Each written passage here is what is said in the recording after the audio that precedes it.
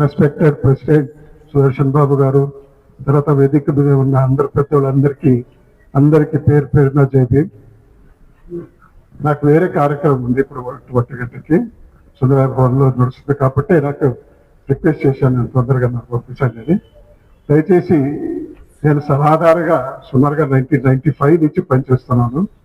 First constitution of SC right protection society introduce చేశాము. అప్పుడు election జరిగేవి కాదు. ఒక మనిషి ఎన్నో సంవత్సరాలు అట్లా పనిచేస్తుండేవాడు.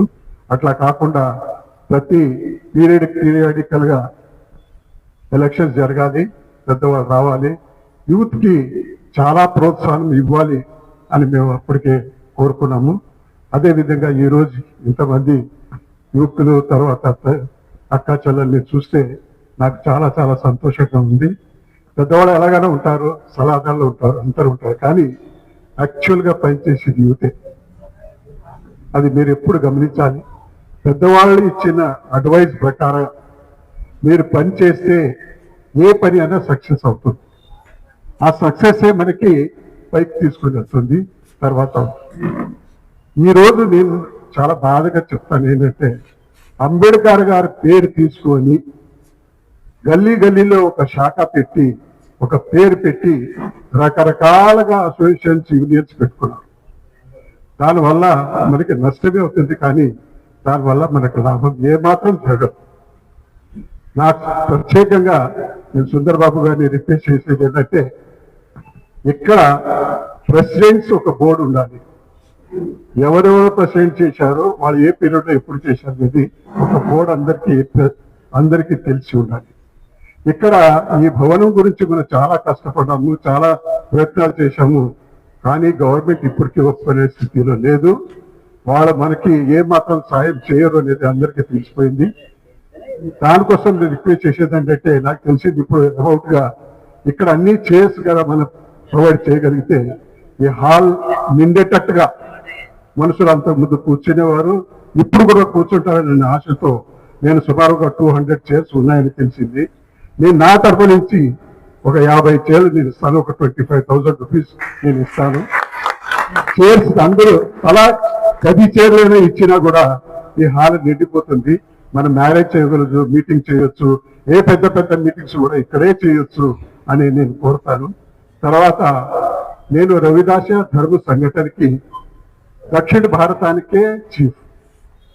మీ గురు రవిదాస్ గారిని ఎందుకు ఇంట్రొడ్యూస్ చేస్తున్నానంటే, ఇప్పటికే ఆయన పుట్టిన చోట సుమారుగా 151 kg గోల్డ్తో అక్కడ మందిరానికి స్వర్ణ మందిర్ ఎట్లా ఉందో జలంధర్లో, అమృత్సర్లో అలాంటి మందిరం తయారు చేయడానికి రెడీగా ఉన్నాము. తర్వాత 51 కిలో బంగారంది పల్లకి అంటారు కదా, ఊరేగింపు తీసుకుని పోవటానికి, అలాంటిది ఒకటి తయారు చేసినాము. ఈరోజు ప్రతి స్టేట్ గవర్నమెంట్ సుమారుగా 50 కోట్ల నుంచి ఇంకా పై వరకు ఈవెన్ 100 crores కూడా అందరి స్టేట్ గవర్నమెంట్స్ హెల్ప్ చేస్తుంది. ఆ విధంగా దక్షిణ భారతంలో గురు రవిదాస్ మహారాజ్ గారు అంటే మీకు అందరికి తెలిసి ఉండాలి. ఎందుకంటే డాక్టర్ బాబాసాహెబ్ అంబేద్కర్ గారు తన పుస్తకం ది అన్టచబుల్స్ ఏదైతే ఉంది అది గురు రవిదాస్ మహారాజ్ గారికి అంకితం చేశారు. పెద్దవాళ్ళు ఒప్పుకున్నారు. వాళ్ళు మనకు ప్రోత్సాహం ఇస్తారు, ఒక మార్గం చూపిస్తారు, ఒక మంచి మనిషి ఎట్లా బతకాలి, ఎట్లా పైకి రావాలని నేర్పిస్తారు. అదేవిధంగా ఇప్పుడు మన హైదరాబాద్, మా ప్రయత్నంలో హైదరాబాద్లోనే 11 మందిర్ కట్టినాం, స్టేట్లో ఒక 6 మందిరాలు కట్టినాం. కానీ పెద్ద ఎత్తులో దక్షిణ భారతంలో ఎట్లయితే ధామం ఉంటుందో ఆ విధంగా తయారు చేయాలని ఈ రోజు మీటింగ్ చేస్తున్నాము. మీ అందరి సహకారాలు నేను కోరుతాను, మీరు అందరి సహకారం ఇస్తారని నమ్ముతాను. ఎందుకంటే ఈ రోజు ఎట్లా అయిందంటే, ఎస్సీ పేరు తీసుకోగానే ఎస్సీ పేరు ఓబీసీ పేరు లింక్ చేస్తేనే మనమే రాజ్యం చేయొచ్చు అనేది అందరికీ తెలిసిన విషయం. కానీ ఆ ప్రయత్నంలో మనం పనిచేయడంలో నాకేం కావాలి, నేనేం అవ్వాలి, 10 మంది ఉన్నా కూడా సరిపోతుంది, నాకు ఒక అసోసియేషన్ పెట్టి నేను అన్ని నా పేరే చేసుకుంటానని అంటున్నారు. కానీ అట్లా ఎప్పుడు ఫాలోవర్స్ ఎక్కువ ఉండాలి, లీడర్స్ తక్కువ ఉండాలి. లీడర్స్ ఏదైతే చెప్తారో మనం వినాలి, అదే మన కర్తవ్యం, అదే మనకు సాధించే మార్గం. కాబట్టి దయచేసి దీన్ని పాటించండి. ఇంతే సలహా నేను ఇవ్వగలుగుతాను, వేరేది నేను ఏం చెప్పలేను. కానీ ప్రత్యేకంగా నేను సుదర్శన్ బాబు గారు ఎప్పటి నుంచి అయితే ప్రెసిడెంట్ అయినారు, ఈరోజు చిన్నవాళ్ళు పెద్దవాళ్ళు అందరినీ పేరు పేరుగా పిలుస్తున్నారు. నేను చూస్తున్నాను, పేరు పేరుగా పిలుస్తున్నారంటే ఆయన ఎంత డీప్ గా చేస్తున్నారు. మీకు అందుకు ఖచ్చితంగా ఆయనకి హెల్ప్ చేయండి. ఈజ్ ఎ యూత్, ఆయన చాలా యంగ్ ఉన్నారు, ఇంకా ఆయన చాలా భవిష్యత్తు ఉంది.